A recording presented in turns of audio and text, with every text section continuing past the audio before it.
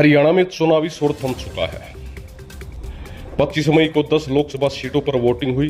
अब सभी को 4 जून का इंतजार है, क्योंकि इस दिन रिजल्ट आने वाले हैं। इस बार के चुनाव में 5.5% कम वोटिंग के साथ ही 65% वोटिंग हुई है। पिछले 2 चुनाव में जिस तरह एक तरफा हवा बह रही थी, वैसा इस बार नहीं दिखा। वोटिंग के बाद 10 सीटों में से 7 सीटों पर कड़ा मुकाबला दिख रहा है। हम आपको बता दें कि कौन सी सीट पर कौन आगे दिख रहा है।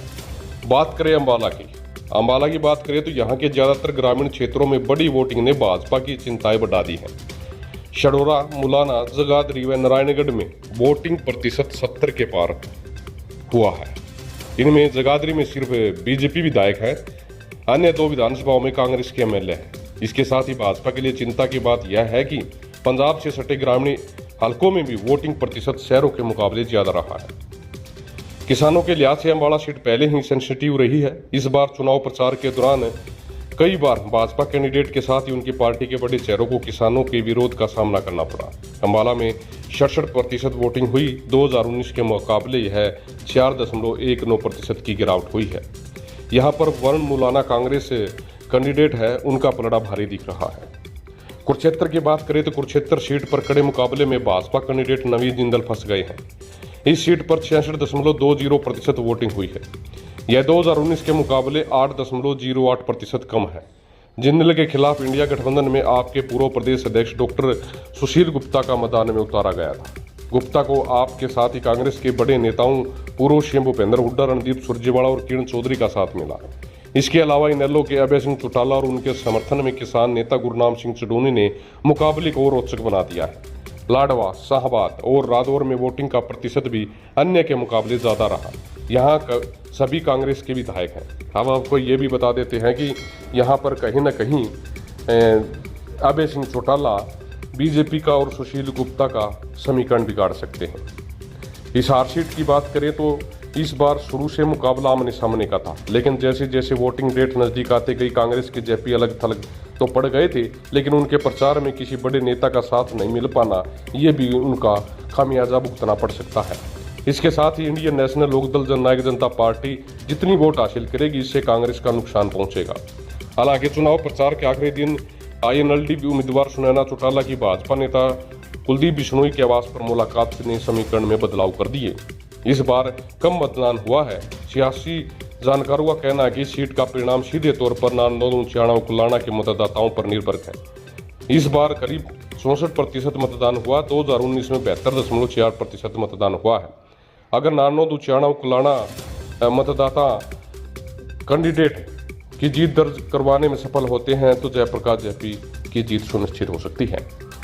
करनाल की बात करें तो इस बार सबकी नज़र करनाल पर है। इसकी वजह यह है कि यहाँ से 10 साल मुख्यमंत्री रहे मनोहर लाल खट्टर को भाजपा ने चुनाव मैदान में उतारा। खट्टर 2014 में करनाल से विधानसभा चुनाव लड़ा और पहली बार जीत दर्ज की। इसके बाद 2019 में वह जीतकर दूसरी बार मुख्यमंत्री बने। भाजपा के केंद्रीय नेतृत्व ने उनके बढ़ते कद को देखते हुए इस बार उन्हें मुख्यमंत्री पद से हटाकर लोकसभा का टिकट दिया। यदि यह यहाँ से जीतते हैं तो निश्चित तौर पर इतिहास रचेंगे। हालांकि यहाँ पर 2019 के मुकाबले मतदान प्रतिशत 5.14% की गिरावट आई। इस चुनाव में 63.20% हुआ है। किसानों ने सीएम मनोहर लाल यानी पूर्व सीएम मनोहर लाल का पूरी तरह से विरोध भी किया है, जिसका खामियाजा भुगतना पड़ सकता है। सीएम मनोहर लाल अगर जीत दर्ज करते हैं तो कुछ हजारों में जीत दर्ज करेंगे। बात सोनीपत की करें तो सोनीपत में बहुत कड़ा रोचक मुकाबला माना जा रहा है, लेकिन जीत दर्ज कांग्रेस उम्मीदवार सतपाल ब्रह्मचारी कर सकते हैं। इसकी 2 बड़ी वजह है। यह है कि पहली बार की किसी बड़े राजनीतिक दल ने जींद जिले से उम्मीदवार बनाया। कांग्रेस ने यहां से पूर्व सीएम भूपेंद्र हुड्डा के करीबी सतपाल ब्रह्मचारी को टिकट दी। यह जींद से ही आते हैं। वहीं भाजपा के विधायक मोहनलाल पटोली को उम्मीदवार बनाया गया। इस बार यहाँ 62.20 पर वोटिंग हुई। 2019 के मुकाबले यह 8.82% कम रही है। भाजपा के लिए चिंता की बात है, क्योंकि यहाँ के अधिकांश शहरी क्षेत्रों में गांव के मुकाबले कम वोटिंग हुई है। यहाँ जींद, जुलाना और सफेदो विधानसभा निर्णायक भूमिका निभाएगी, क्योंकि सतपाल ब्रह्मचारी जींद हल्के से आते हैं तो कहीं न कहीं भाजपा के लिए नुकसानदायक हो सकता है और सतपाल ब्रह्मचारी जीत दर्ज बड़े मार्जिन के साथ कर सकते हैं। सिरसा की बात करें तो हॉट सीटों में सिरसा का भी नाम रखा है। पिछली बार की तरह इस बार भी सिरसा में सबसे ज्यादा वोटिंग हुई।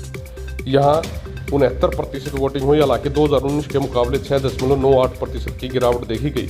सियासी जानकारों का कहना है कि सिरसा ही एक ऐसी सीट है जहां सबसे ज्यादा असर किसान आंदोलन का दिखाई दिया। यही वजह रही यहाँ के शहरी क्षेत्रों के मुकाबले ग्रामीण क्षेत्रों में अधिक वोटिंग हुई। वोटिंग के इस ट्रेंड को लेकर भाजपा की मुश्किलें बहुत ज्यादा बढ़ गई है। भाजपा के आंतरिक सर्वे भी सिरसा को रिपोर्ट अच्छी नहीं बता रहे हैं। हम आपको यह भी बता दें कि यहाँ पर भूपेंद्र सिंह हुड्डा गुट ने कुमारी शैलजा से दूरी बनाई हुई थी, लेकिन फिर भी कुमारी शैलजा शोक तमर पर पूरी तरह से जीत दर्ज कर सकती है। भिवानी में अंदरगढ़ में गिरे वोटिंग प्रतिशत को लेकर भाजपा और कांग्रेस दोनों टेंशन में है। 2019 के मुकाबले यहाँ 5.27% वोटिंग हुई। कुल 65.20% वोटिंग हुई। इस सीट पर भाजपा कांग्रेस दोनों पार्टियों के बड़े चेहरे चुनाव प्रचार के लिए आए। भाजपा की ओर से प्रधानमंत्री नरेंद्र मोदी और कांग्रेस की तरफ से राहुल गांधी ने यहां प्रचार किया। इसके बावजूद यहां मतदान के प्रतिशत में गिरावट आई। यहां के अहीर और जाट बाहुल्य इलाकों में भी मतदान है वो मिला जुला दिखा। इसको लेकर कांग्रेस टेंशन में है। भाजपा इसलिए भी संतुष्ट है क्योंकि बीजेपी पहले भी जाट के वोट को लेकर बहुत ज्यादा अनुसूचित नहीं थी। देखने वाली बात यह रहेगी कि क्या किरण चौधरी ने भाजपा की ओर जो अपने समर्थक है उनकी ओर इशारा करके कहीं ना कहीं कांग्रेस पार्टी के लिए चिंता का विषय बन सकता है। तीसरी बार हॉट सीट है रोहतक। इसकी वजह यहाँ से पूर्व सीएम भूपेंद्र सिंह हुड्डा के बेटे राज्यसभा सांसद दीपेंद्र हुड्डा है। 2019 में वह भाजपा के डॉक्टर अरविंद शर्मा से कड़े मुकाबले के दौरान मात्र 7500 वोटों से हारे थे। इस बार दीपेंद्र के साथ ही भूपेंद्र हुड्डा के लिए यहाँ की हार जीत मायने रखती है, लेकिन दीपेंद्र हुड्डा यहाँ से बड़ी जीत के साथ जीत दर्ज कर सकते हैं। दीपेंद्र को पिछले चुनाव में कोसली से बड़ा झटका लगा था। इस बार 62.20 मतदान हुआ। 2019 के मुकाबले में चुनाव यहाँ करीब 9.5% गिरावट आई। 2019 में यहाँ 71.93 वोटिंग हुई थी। में इस बार अच्छी वोटिंग हुई। यहाँ पर सबसे ज्यादा 69% वोटिंग हुई। इसको लेकर भाजपा चिंतित है। रोहतक शहर में भी कम वोटिंग ने डॉक्टर अरविंद शर्मा की चिंता बढ़ा दी है। बात करें गुरुग्राम सीट से, कांग्रेस ने राज बब्बर को कैंडिडेट बनाया। इसके सामने भाजपा उम्मीदवार एवं केंद्रीय मंत्री राव इंद्रजीत हैं। यहाँ पर 2019 के मुकाबले कम वोटिंग हुई। इस बार यहाँ पर 60.60% वोट पड़े और जो 6.73% की गिरावट है। सबसे ज्यादा वोटिंग रिवाड़ी 64.1% हुई। इसको लेकर भाजपा तो खुश है। हालांकि मेव बाहुल्य इलाकों में वोटिंग प्रतिशत बढ़ने के कारण कांग्रेस काफी खुश है। पिछले चुनाव में भी मेव कांग्रेस के पक्ष में थे। इस बार भी राज बब्बर ने मेवों के सहारे ही सीट पर कड़ा मुकाबला बनाने की कोशिश की है और इन दोनों के बीच काफी कड़ा मुकाबला भी है। इसमें जो चुनाव है स्पष्ट नहीं हो रहा है कि क्या राव इंद्रजीत जीत सकते हैं या राज बब्बर जीत सकते हैं। आप ही कमेंट बॉक्स में राय जरूर दीजिएगा। फरीदाबाद सीट की बात करें, 2019 में जीत के अंतर मामले में देश में तीसरे नंबर पर थी। इस बार यहाँ मतदान कम हुआ है। कुल 59.70 की वोटिंग हुई। यह 2019 के मुकाबले 4.40% कम है। यहाँ के जाट बाहुल्य इलाकों में वोटिंग ज्यादा हुई, जिनसे कांग्रेस ज्यादा उम्मीद लगा रही थी। हालांकि भाजपा इसको लेकर चिंतित है। इस बार जाट नेताओं ने भी एकजुट होकर भाजपा के विरोध में मतदान करने की कोशिश की है और अपील भी की है। यहाँ पर कृष्ण पाल गुर्जर की हार को बड़ी चिंता का विषय बन सकती है। भाजपा भी इस पर मंथन कर रही है। कहीं ना कहीं कृष्ण पाल गुर्जर के लिए खतरे के निशान पर डाल सकती है। आप भी कमेंट बॉक्स में राय जरूर दीजिएगा। बने रहिएगा चैनल के साथ। मिलते अगली वीडियो में। धन्यवाद।